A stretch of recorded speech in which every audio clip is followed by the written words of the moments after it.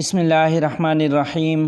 محترم ناظرین، السلام علیکم ورحمۃ اللہ وبرکاتہ۔ متکلم اسلام حضرت مولانا محمد الیاس صاحب گھمن دامت برکاتہ العالیہ کی تبلیغی جماعت بنگلہ دیش کے امیر مولانا زبیر احمد صاحب دامت برکاتہ العالیہ سے ملاقات۔ تفصیلات کے مطابق آج بروز منگل 12 نومبر صبح 11 بجے کے قریب تبلیغی مرکز کاکرا المسجد میں متکلم اسلام وکیل احناف حضرت مولانا محمد الیاس صاحب گھمن دامت برکاتہ العالیہ کی تبلیغی جماعت بنگلہ دیش کے امیر مولانا زبیر احمد صاحب دامت برکاتہ العالیہ سے ملاقات ہوئی ہے۔ اس ملاقات میں تبلیغ سمیت مختلف عصری مسائل پر دونوں حضرات کے مابین گفتگو ہوئی۔ یاد رہے کہ ان دنوں مولانا محمد الیاس گھمن صاحب دامت برکاتہم خصوصی دورے پر بنگلہ دیش میں موجود ہیں اور ان کا یہ دورہ بنگلہ دیش 17 نومبر کو ختم ہوگا۔ مولانا محمد الیاس گھمن صاحب اب 17 تاریخ تک بنگلہ دیش کے دارالحکومت ڈھاکہ میں ہی تشریف فرما ہوں گے اور اعلان کے مطابق 17 تاریخ کو ظہر کی نماز کے بعد المرکز الاسلامی ڈھاکہ میں عوامی خانقاہی اجتماع سے خطاب کریں گے۔ ڈھاکہ میں بین الاقوامی امام اعظم ابو حنیفہ رحمہ اللہ کانفرنس کا انعقاد۔ تفصیلات کے مطابق بنگلہ دیش کے دارالحکومت ڈھاکہ میں آج ایک عظیم الشان امام اعظم ابو حنیفہ کانفرنس کا انعقاد کیا گیا، جس میں مولانا محمد الیاس گھمن صاحب نے بطور مہمان خصوصی شرکت کی ہے۔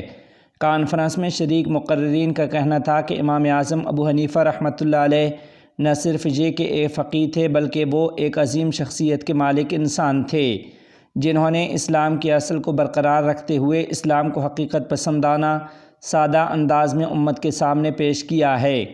آپ رحمۃ اللہ علیہ فقہ کے عظیم امام اور متعدد احادیث مبارکہ کے حافظ بھی تھے۔ سب سے بڑی بات یہ ہے کہ وہ بڑے امام تھے۔ اللہ تعالی نے آپ کے کام کو اس قدر مقبولیت عطا فرمائی کہ اسلامی تاریخ کے 1350 سالوں میں تاریخ میں تمام مسلم سلطنتوں نے عدل، قانون، تعلیم اور سیاست میں فقہ حنفی کی پیروی کی ہے۔ متکلم اسلام مولانا محمد الیاس گھمن صاحب نے خطاب کرتے ہوئے کہا کہ میری آپ علماء کرام سے درخواست ہے کہ علم حاصل کریں اور اپنا تعلق خانقاہوں سے جوڑ کر رکھیں، اساتذہ کے مشورے سے اپنی زندگی کی منزل متعین کریں اور ان کی رہنمائی میں اپنی زندگی گزاریں، اپنے اکابر بزرگوں کا احترام کریں۔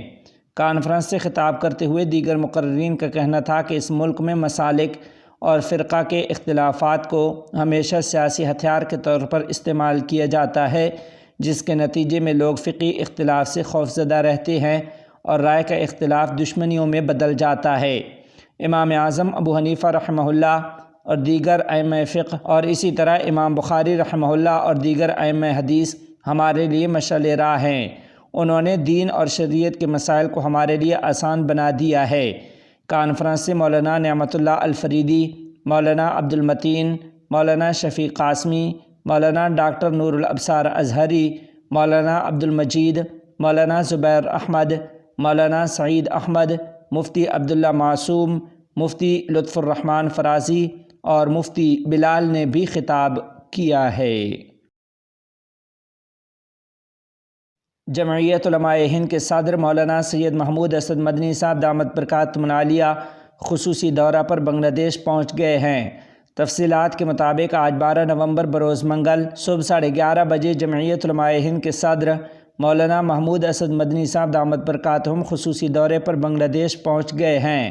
بنگلہ دیش پہنچنے پر ان کا استقبال آفتاب نگر مدرسہ کے محتمم مفتی محمد علی، مدرسہ ملی باغ کے مفتی حفیظ الدین اور سلٹ کے بزرگ عالم دین مولانا رشید احمد صاحب دامت برکاتہم نے کیا۔ اس مختصر دورے میں مولانا محمود مدنی صاحب 4 روز تک ملک کے مختلف اضلاع کا دورہ کریں گے۔ اس دورے میں ملک کے سرکردہ علماء کرام بھی مولانا محمود مدنی صاحب دامت برکاتہ العالیہ کے ہمراہ ہوں گے۔ معلوم ہوا ہے کہ آپ 17 نومبر اتوار کو بنگلہ دیش سے واپس ہندوستان روانہ ہوں گے۔